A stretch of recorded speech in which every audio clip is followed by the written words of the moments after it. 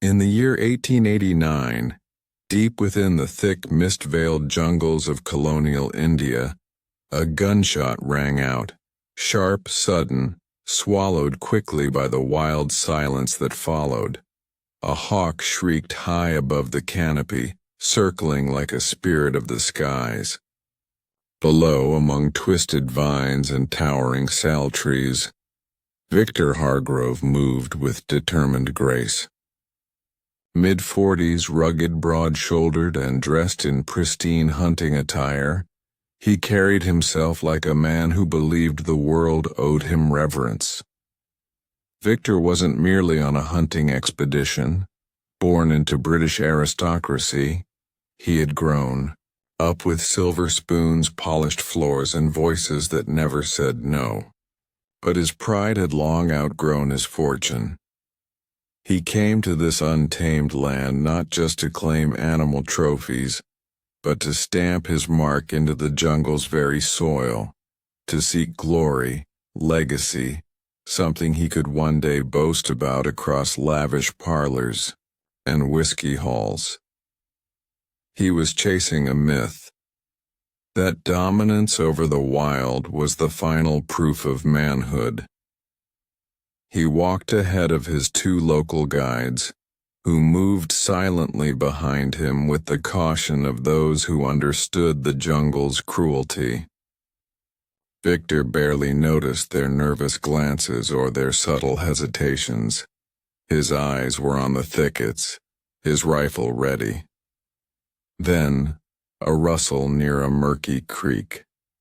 A flash of movement. His instincts sharpened. He stepped closer, but before he could raise the rifle, pain shot through his leg like fire. A scream tore from his throat. He staggered backward, dropping his gun.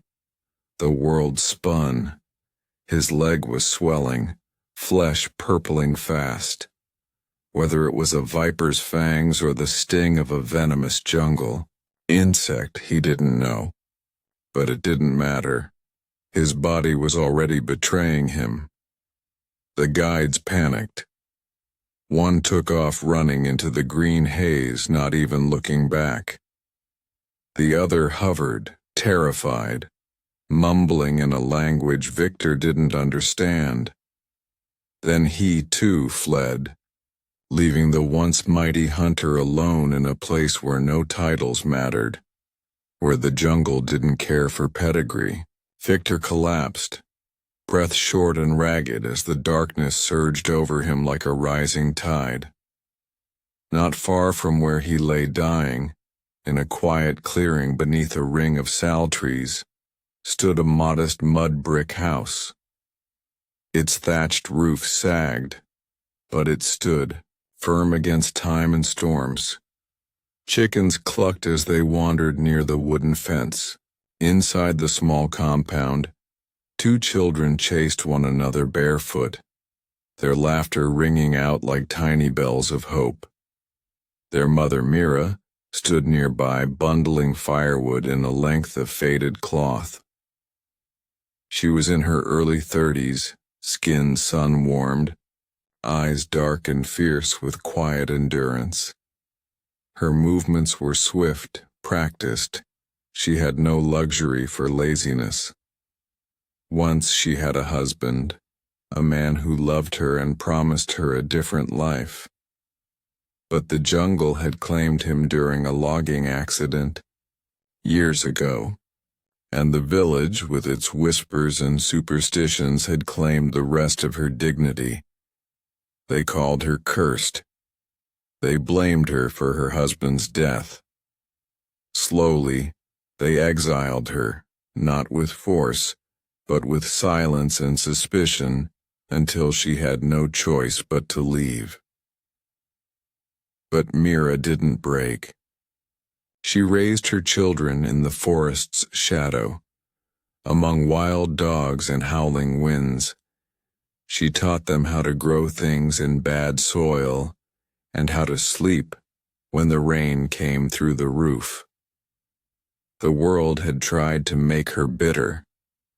She had become resilient, instead. That afternoon, as the sun cast long fingers through the jungle canopy, Mira paused while tying the bundle of firewood. A low, inhuman groan echoed from somewhere beyond the clearing.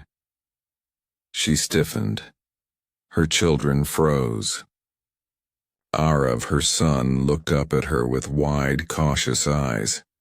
Taking the sickle from beside the doorway, Mira moved toward the sound. Each footstep careful, ears tuned to the murmurs of the wild. She knew this jungle well. It didn't cry out like that without reason. Then she saw him. A man, pale and motionless, lay half-covered in leaves and dirt. His clothes, once elegant, were torn and muddied. His breathing was shallow, his face twisted in agony. His leg was swollen grotesquely, and his skin gleamed with sweat. He was dying. Mira knelt beside him.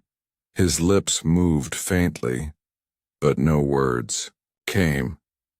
For a long moment she just watched him. Every instinct said to walk away, to protect her children, to not bring the jungle's curse inside her home again. But something about the man's fragility, about the sheer, raw helplessness in his face stirred something inside her. The forest had given her nothing but sorrow. Maybe this time she could take something back. And so the woman cast out by the world dragged the broken man to her doorstep. The day the cursed widow met the fallen aristocrat. Neither knew that the jungle hadn't just crossed their paths. It had chosen to rewrite them both. The oil lamp flickered weakly, casting a fragile glow on the earthen walls of Mira's hut. Shadows danced across the packed dirt floor as the fire crackled softly beneath a blackened pot. Steam curled from the rim, heavy with the bitter scent of crushed jungle herbs. Mira's hands moved with practiced urgency, though they trembled slightly, whether from exhaustion or fear, even she couldn't tell.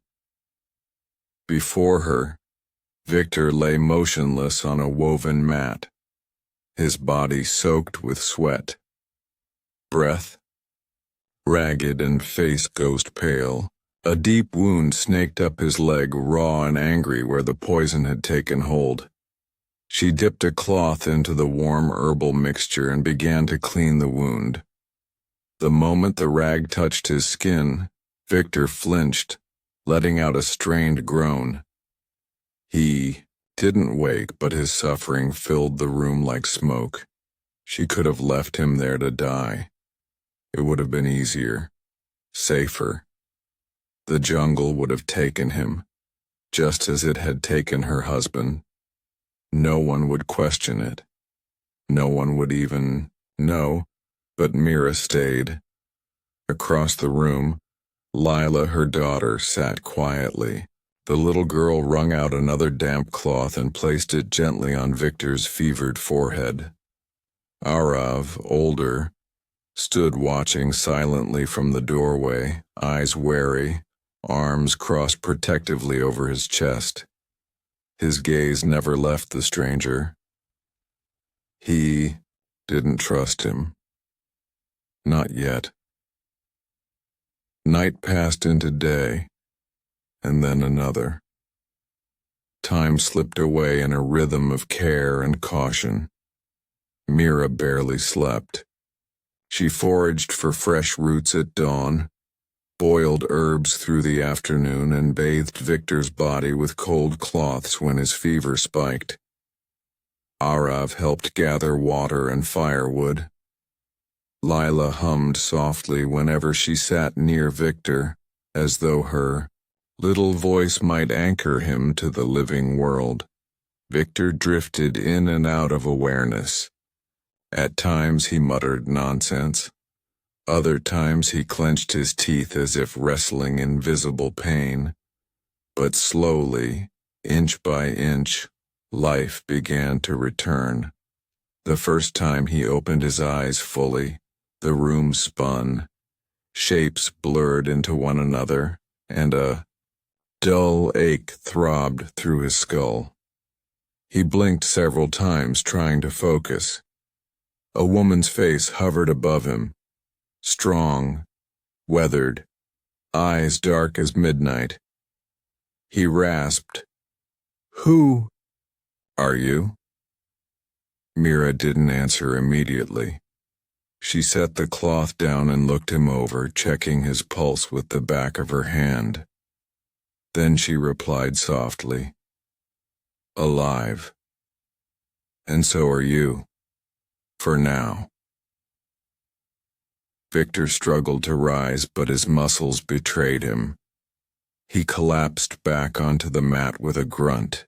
Anger flashed across his face. "My men," he croaked. "They left me?" There was something cold in Mira's eyes when she answered. "Like your kind leave everything they break." Her voice wasn't bitter. It was tired, heavy with truth, the kind that didn't need arguing. Victor's mouth opened to speak, but no words came. A violent cough overtook him, shaking his frame. When it passed, he said nothing more. The silence between them was thick and jagged. Nights were the worst. The jungle came alive with sound. Howling wolves, shrieking insects, the occasional crash of something large moving through the underbrush. Mira never slept fully. She kept her sickle nearby and often stood just outside the hut's door, eyes searching the darkness for threats only she understood. On one such night, as the wind howled and rain tapped at the thatch roof, Victor watched her from within. The sight of her standing alone, soaked and silent, guarding what little she had, it stirred something in him he didn't recognize. The days moved slower after that. The fever broke, though Victor remained weak. His leg was bandaged with crushed neem and turmeric leaves. He began to sit up, then move about, though every step was a test. At first he refused to eat the bitter soup Mira prepared. But Lila would bring it anyway, placing it at his side without a word. Eventually, hunger overcame pride. Trust came slowly, like sunlight filtering through thick jungle fog. No declarations, no promises, only small gestures. Victor started helping Arav repair a broken stool outside the hut. His hands were clumsy at first, unfamiliar with work that didn't involve command. Arav didn't speak to him, but he didn't push him away either. One morning, Mira handed Victor a steaming clay cup filled with dark, murky tea. The bitterness hit him like a slap, but he drank it all, barely flinching. Layla giggled at his twisted expression, then ran off to chase a butterfly. It was during those quiet, mundane moments that something shifted. One evening, Victor caught sight of Mira kneeling before a small shrine, a weathered collection of stones and marigolds at the hut's corner. She lit a stub of incense and bowed her head in prayer. He approached carefully, unsure of why he came. "Why?" he asked gently. "Why help me?" Mira didn't look at him at first. Her voice was calm but rooted. "Because no one helped me, and I promised myself I would never become like them." He didn't respond. Couldn't. the weight of her words wrapped around his chest. The rain came again the following night, hard and unrelenting. Water seeped through the weak spots in the roof, trickling down the walls. Mira rushed to catch the leaks with pots and bowls. Victor, limping but able, stood beside her. Together, they patched holes with palm leaves and old cloth, Arav passing them nails and rope. There was no conversation, just shared work, shared breath, shared survival. In the heart of a jungle that had tried to break them both, two strangers, one born of wealth, the other forged by loss, stood no longer as a master and an outcast, but simply as people, human, fractured, enduring.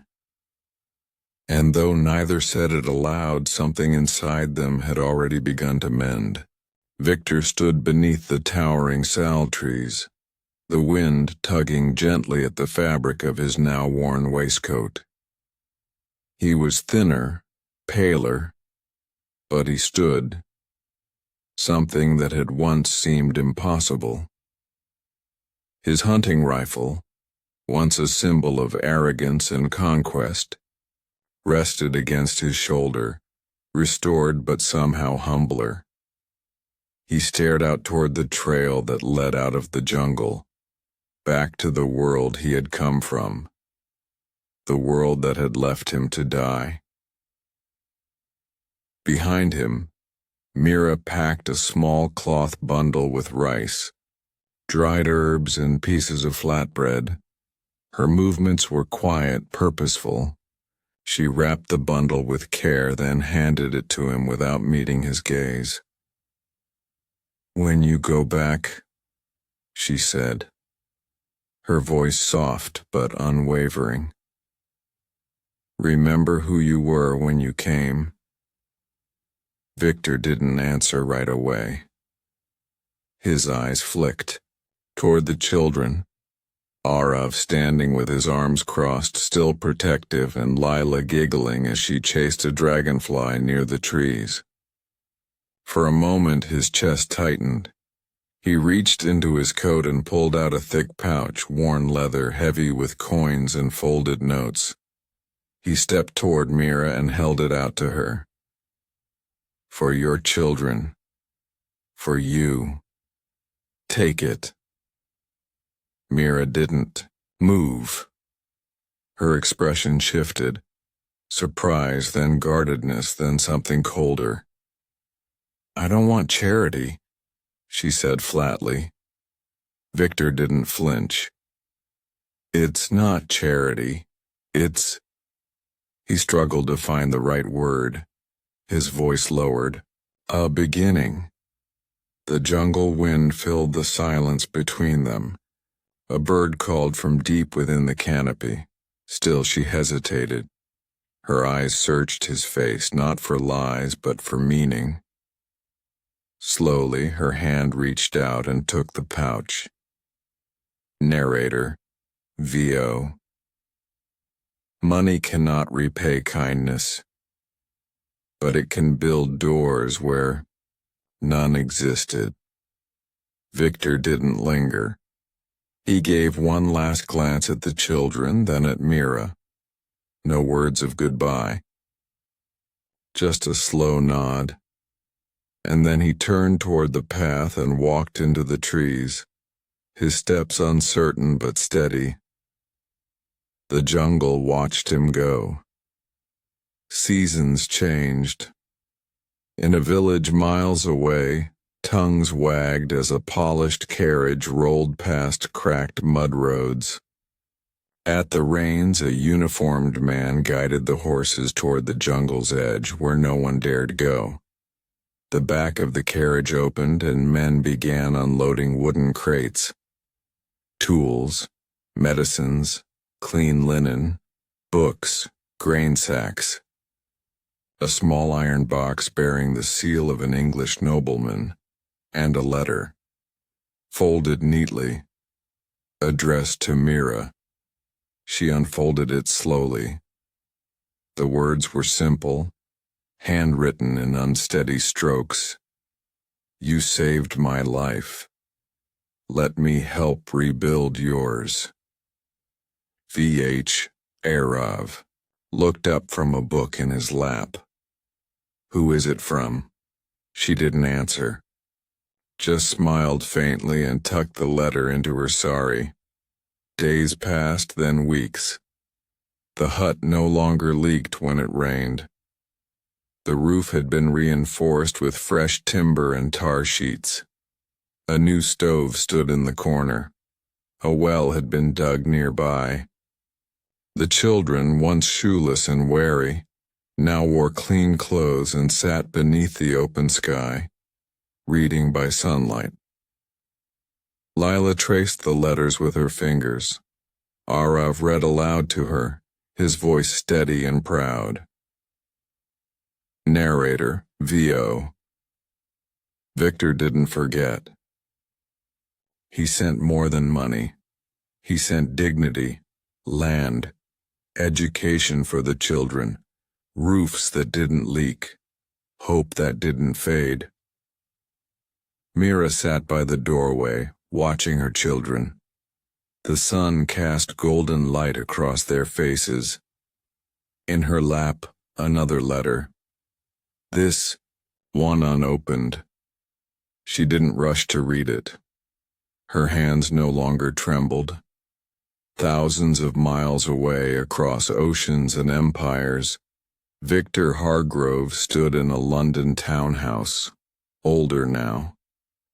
His face had grown lean, his beard grayer. He stared out of a large window overlooking the Thames, a newspaper in hand. The headline read, Former Baron funds orphan village in India. Unprecedented act of philanthropy. He folded the paper and placed it on the desk. His fingers brushed over a small, worn photograph, an old sketch of Mira's hut drawn in charcoal. Next to it, a crumpled note in a child's handwriting. Thank you for helping my ma. Arav. Victor smiled faintly, not with pride, but with peace. Narrator, V.O. In the end, the jungle gave him something no city ever could, a soul. And in giving back, he reclaimed his own humanity. He stepped back from the window, the light catching in his eyes. They were misty, but not from sorrow, just memory.